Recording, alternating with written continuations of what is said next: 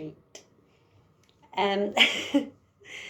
I just wanted to do a little video about, can anything artificial ever be as good as the real thing?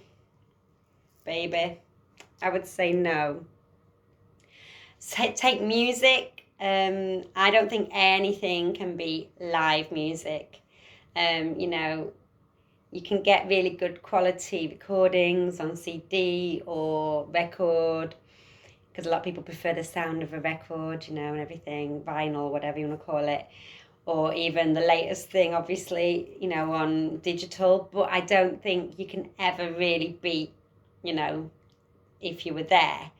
So live music, I think, just affects you in a different way. It's more powerful, and even if the sound's not quite right, I just think it will be more likely to move you, really, at the end of the day. But I'm not knocking other forms of music, I'm just saying, and I think it's like that with many things in life. So like, I don't know, take like butter, you can get all these different spreads, can't you? But I don't think you can ever beat real butter.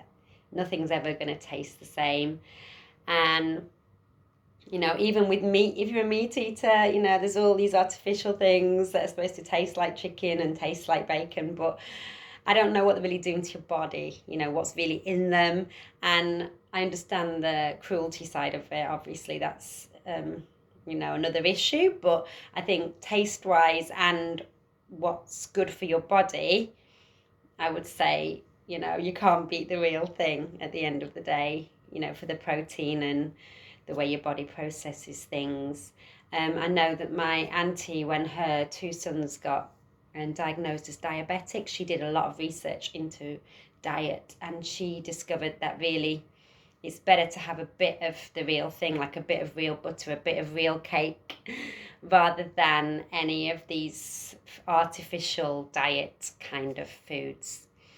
So that was what she decided after lots of research. I just think, taste-wise, it's always going to be the best thing. I would rather have a little bit of the real thing than lots of the fake thing, personally. And I think that also applies to many, many other things. Like what's going on in the world.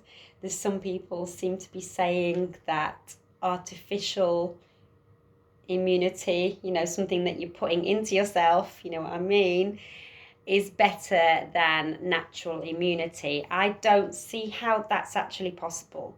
I just don't. It just defies the laws of kind of logic in my mind. And, also what I feel, intuitively.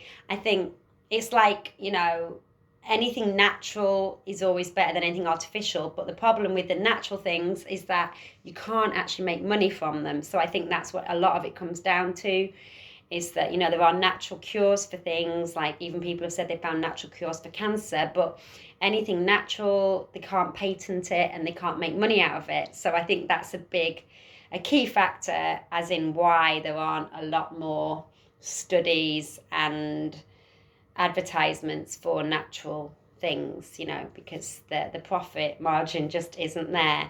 And that does not mean that it's not true.